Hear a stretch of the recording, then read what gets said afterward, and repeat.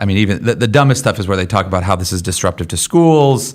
Or like my favorite is, oh, well, the Christian kids are bullying the non-Christian kids who aren't a part of Lifewise.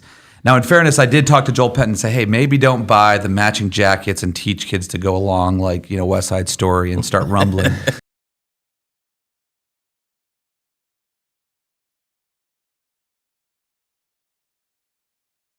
Right?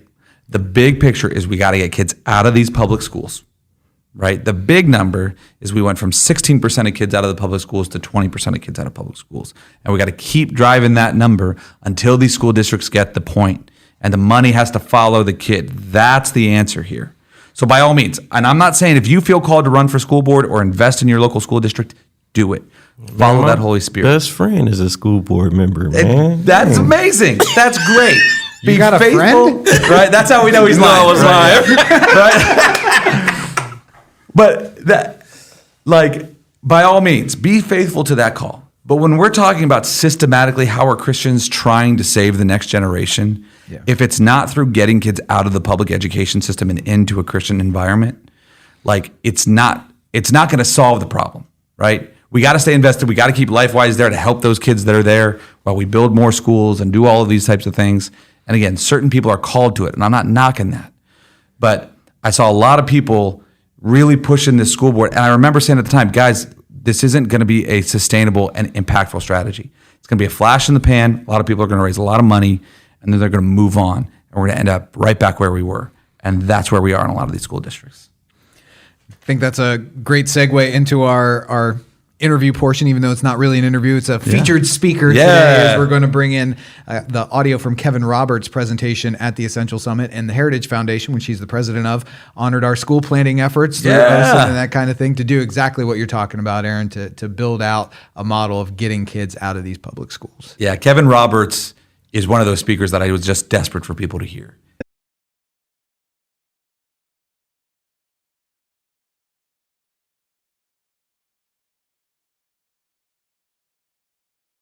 What I would say to somebody who might say, I don't know if they'd say public schools should be abolished or something. I would say, maybe, but right now public schools exist.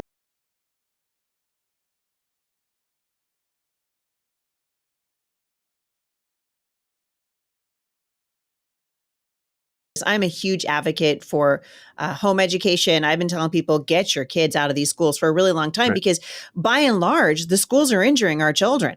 They really are. I mean, body, soul, mind, and spirit. Here in the Pacific Northwest, in the state of Oregon, you no longer have to be proficient in reading, writing, or math to graduate from an Oregon high school. But I'll tell you what, these kids know their pronouns. They'll come out, they know their pronouns. They could tell you that there's 400 genders, Joel, and you could be a narwhal whale on Friday if you want to be. But they don't. But they're coming out, and the rate of suicidal ideation, what we're seeing happening with our students, in that they have very low self-esteem.